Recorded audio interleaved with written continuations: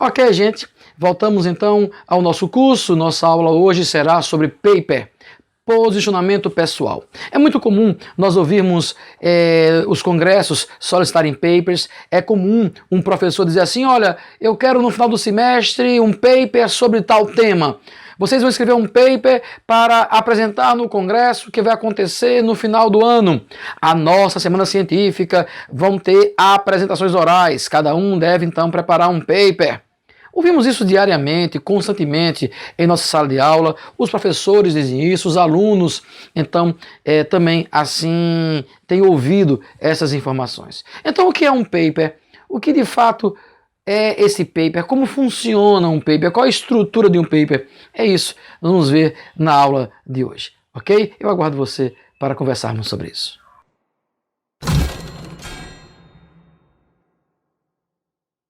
Paper é um posicionamento pessoal sobre um determinado assunto. É um texto escrito em um número de páginas menor do que um artigo científico.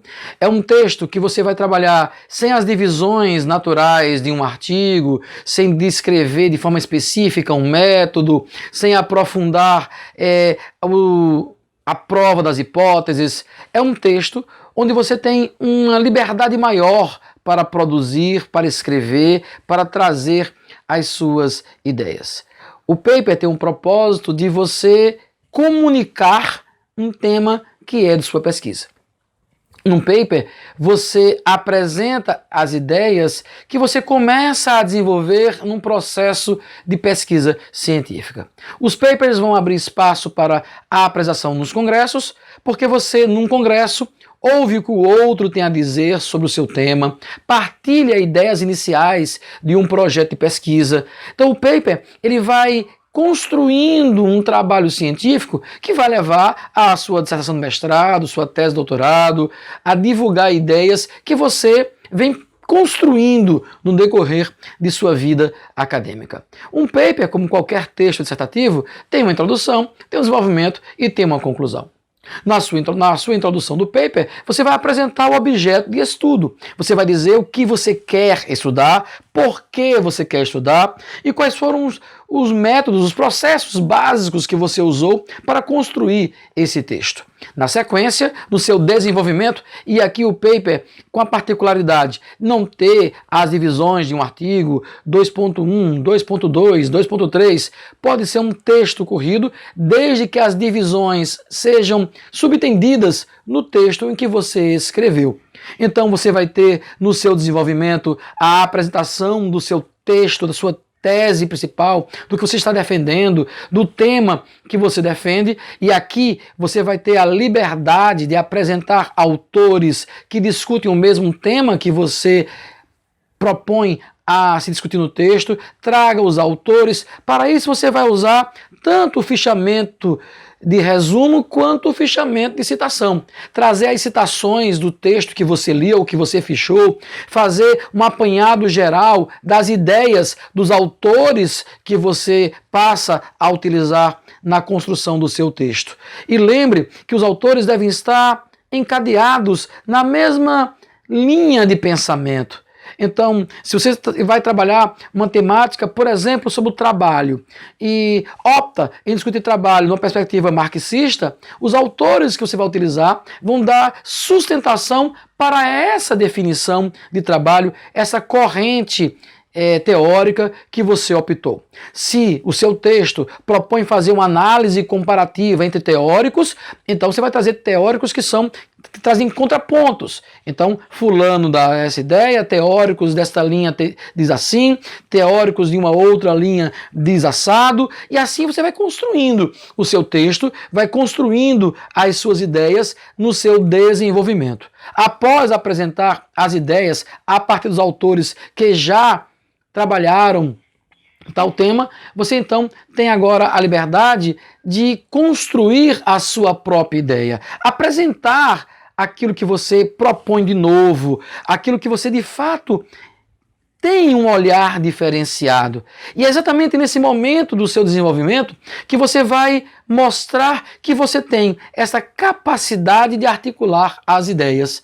É o novo que você propõe. O novo não necessariamente do ineditismo, mas o novo de um olhar diferente para um tema que já foi bastante discutido.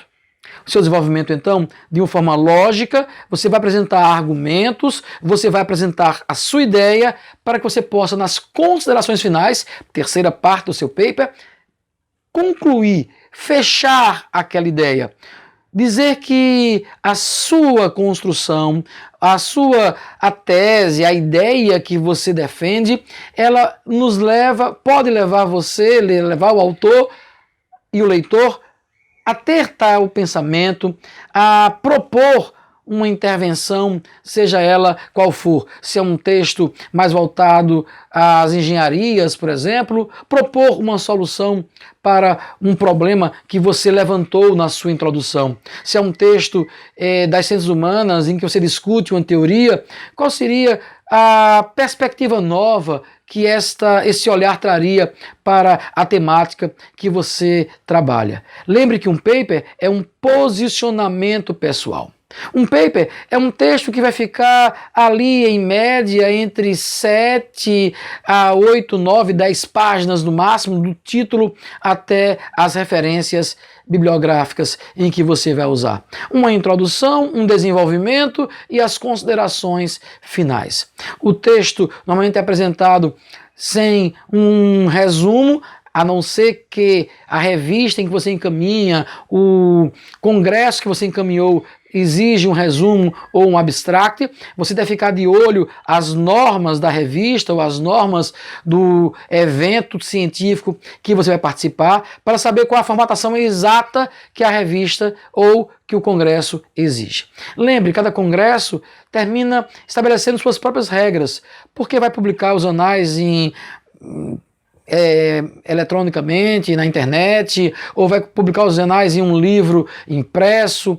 Daí é importante você ficar atento ao modelo que os eventos solicitam na construção do seu paper. O paper deve estar numa linguagem muito clara, escrita numa linguagem de fácil acesso, porque ela vai ser lido possivelmente por mais pessoas do que um artigo. Se for para um congresso, vai estar nos anais disponibilizados na internet para que todos tenham acesso. Então, é um texto com uma leitura mais fácil, com menos, vamos dizer, rigor metodológico no que se refere a estas explicações específicas do método que você utilizou para construir o seu texto, para argumentar. O paper tem uma linguagem mais facilitada para ser mais popular, já que é a sua opinião que você coloca para que outros possam ouvir, discutir, partilhar com você. Muitos congressos, quem apresenta um paper não apresenta de forma oral, sem ler um texto. Em muitos congressos, os autores optam por ler o texto. Então, um paper não é muito longo, você consegue ler o paper durante os seus 15 e 20 minutos de apresentação, numa linguagem clara, em que o seu posicionamento fique muito bem claro para quem vai ouvir o seu trabalho. Isso é um paper. Não é um artigo, não é uma resenha, não é um fichamento, mas vai conter, sim, elementos de todos eles. O paper é fundamental para que as comunicações científicas aconteçam em nossos congressos. Eu desafio você a pensar um tema de estudo, a pensar um tema em que você hoje tem estudado no seu dia a dia, que você se interessa, e escrever um paper. Procure um congresso que esteja aberto para você enviar trabalhos. Há muitos congressos abertos durante o ano, congressos que são regionais, congressos que são nacionais, congressos de faculdades. As semanas científicas das faculdades normalmente acontecem entre os meses de setembro a novembro. Nós temos as semanas científicas das universidades, das faculdades de um modo geral. É uma ótima oportunidade para você elaborar um paper e encaminhar para ser avaliado e apresentar esse paper. O paper vai nos ajudar na construção de trabalhos acadêmicos mais densos, como o artigo científico que foi a nossa última aula. Tá certo? Que bom ter você conosco em nosso curso. A próxima aula nós vamos falar sobre banner, sobre como construir um banner, os modelos de banner. Você vai gostar, porque banner é um trabalho acadêmico bem interessante e muito fácil de apresentarmos nos congressos.